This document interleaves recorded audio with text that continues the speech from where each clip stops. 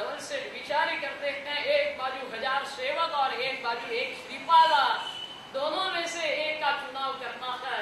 उन्होंने अपने मन में विचार कर लिया कि ये तो एक श्रीपाल को सभी का पैसा दे दूं, ये तो योग्य नहीं।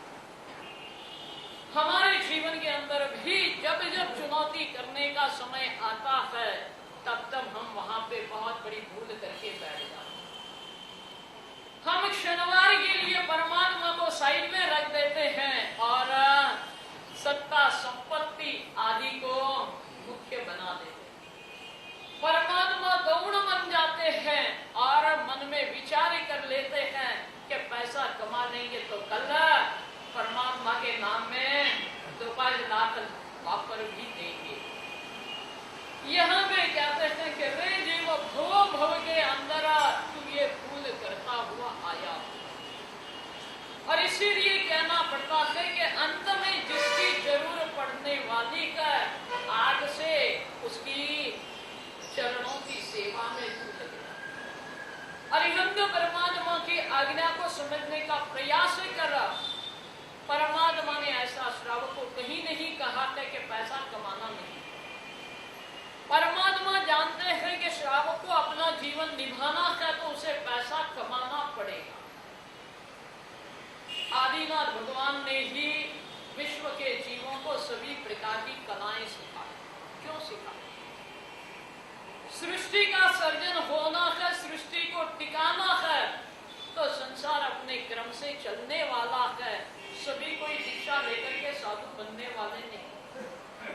तो जो संसार में रहेगा उसको सब कुछ जरूरत रहेगी और उसके लिए परमात्मा ने श्रावक को आजीविका के लिए मना नहीं किया, मगर आजीविका के अंदर भी मर्यादा होनी चाहिए। ये बात धंधा भी कौन सा करने जैसा है, कौन सा करने जैसा नहीं है, धंधा भी किस प्रकार से करना है, ये सारी बातें भी परमात्मा ने श्राद्ध विधि नाम का ग्रंथ है।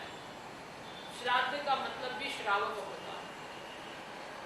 श्रावक की विधि जन्म से लेकर के मौत तक, सुबह से लेकर शाम तक की, शाम से लेकर के सुबह तक की अलग अलग कर्तव्य बताए हैं। दिन के कर्तव्य, रात्रि के कर्तव्य, चातुर्मास के कर्तव्य, पर्व के कर्तव्य, वार्षिक कर्तव्य और अंत में जीवन कर्तव्य, पूरे जीवन में करने जैसे श्रावक के कर्तव्य।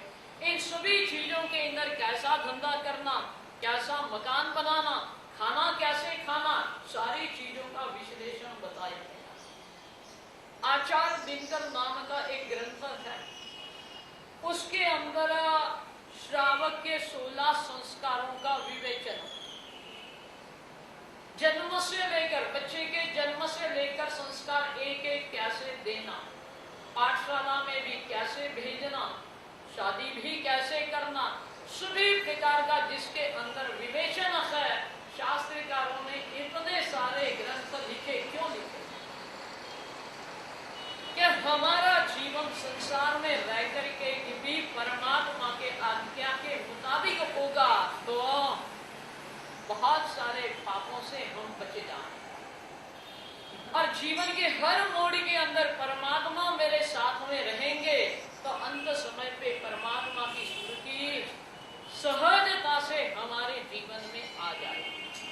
और इसीलिए यहाँ पे कहते हैं कि रे जीव, जब यमराजा की वक्र दृष्टि हमारे ऊपर पड़े उससे पहले हम जागरूक हो जाए, सावधान हो जावे, अपने जीवन का रास्ता स्वयं समझ लेवे और समझ करके ऐसे रास्ते के ऊपर चले जावे कि जहाँ पे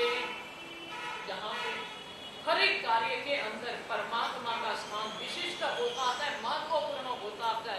हम तो जहाँ जाते हैं सभी का थोड़ा थोड़ा लेते हुए चले जाते हैं, हमारा अपना खुद का तो कुछ भी नहीं। किसी ने एक वस्तु की देखा, हमने उसका अनुकरण कर लिया, सही है या गलत है ये भी विचार। तो यहाँ पे हमें सावधान और जागरूक करते हुए कहते हैं कि हे मनुष्य रूपी कीड़े, तू कौन सी चीज का अहंकार कर रहा है? ये सारी बातें अहंकार आदि यमराजा की वक्र दृष्टि नहीं हुई वहां तक ठीक है, उसकी वक्र दृष्टि होगी तो ये भव भी हाथ से चला जाएगा और परलोक भी तेरे लिए मुश्किल बन जाएगा। तो इसके लिए तो अभी सावधान हो जा और अपने जीवन से भी मृत्यु का विशेष विचार करके मृत्यु को मंगलमय बनाने के लिए इन अशरणभूत पदार्थों का ऊपर से आसक्ति का त्याग कर दे। पदार्थों के त्याग की बात भी नहीं बताई है, पदार्थों के ऊपर के आसक्ति के त्याग की बात बताई है। इसे समझ करके हम उस मार्ग के ऊपर चलने का प्रयत्न करें। यही आप सभी से प्रार्थना।